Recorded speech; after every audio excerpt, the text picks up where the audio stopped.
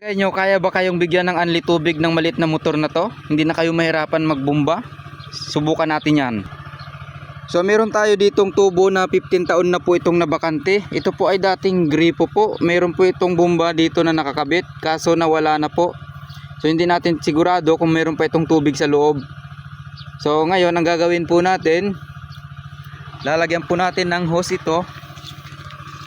Itong DC motor na to, maliit lang po ito, pero kaya po itong paanda rin ng kahit battery po ng motor, kasi 12 volts lang po yung kanyang power source. So ito po yung kanyang hose. Yan. So medyo mahaba po itong hose na to. So pwede po natin itong isagad doon sa pinakadulo.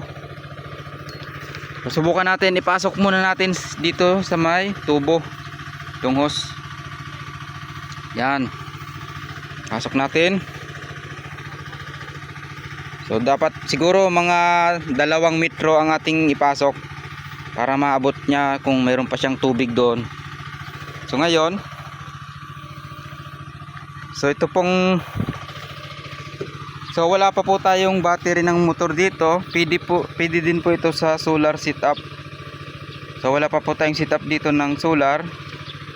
So ito po pala ay 12 volts at saka 8 liter per minute ang kanyang napoproduce na tubig. So gamitan muna natin siya ng portable power source. So ito po ay isang po ito ng computer, power supply po ito. So ang output po nito ay 12 volts po. Ito, yung dilaw na to 12 volts at ito ang ground. So sinaksak po natin siya dito sa portable power station na 220 volts. Buhayin po natin. So naka-direct na po yan doon. So yun po, okay na, nabuhay na. So titingnan po natin kung may tubig na lumabas. Okay, mukhang mayroon nga. So yun, mayroon po. Yun, kahit pa konti-konti. Okay, mayroon nga. Subukan natin itaas. So malakas po yung pressure nya. So pwede po ito kung halimbawa gusto nyong magpagawa ng tangke. So hindi na po kayo mahirapan mag bomba. Kung meron po kayong ganito, pindot lang po. So ito po, sabi ko nga po kanina, 15 taon na po itong hindi nagagamit yang tubo na yan. So meron pa po siyang tubig na nahigop nitong ating water pump. So pwede pong pandilig. Ayan, hindi na rin kayo mahirapan mag-igib kung mahaba yung hose nyo. Ito ay mahaba naman yung hose nito eh. Ayan po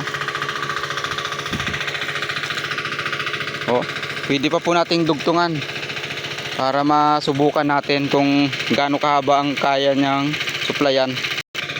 So kumuha po tayo ng mahabang hose para masubukan natin kung gaano kahaba talaga yung kaya niyang suplayan. So idudugtong natin siya dito sa simula nung ngayon. Okay, subukan natin. Okay, nahirapan ako, walang taga video eh. Pero isalpak natin. Yun, naisalpak na. So pupunta natin doon ng dulo nya. Yun oh, meron nya, kayang-kaya po kahit malayuan. Okay, dadalhin natin to doon sa dulo para magdilig tayo doon. Hilain muna natin. Ito. So ito na po, abot po siya dito, napakalayo na nito doon. Ayan po. Yan.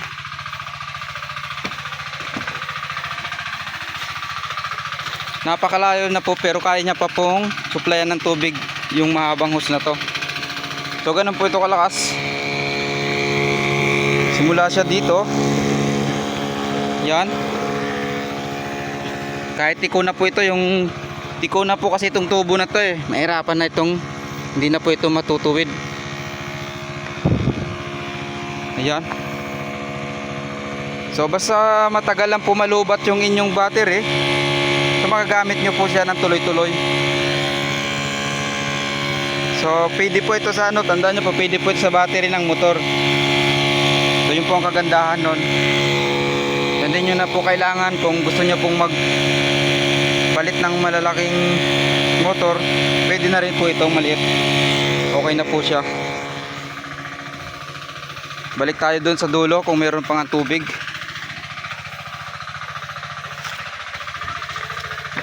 So ito po ay pangdidilig ko po ito dito sa aking mga pananim. Ayan po. Yan, meron pa.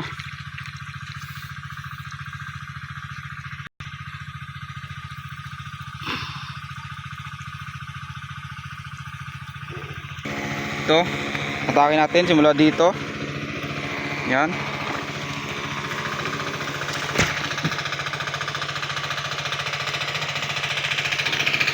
Oh, nahulog, sorry. So mga dalawang metro po yung aking nailagay po dito. So mababa lang po ang tubig dito sa amin. Mayroon ng tubig. So yun lang po, salamat sa inyong panunood. Huwag niyo pong kalimutang i-subscribe si Kain Bento.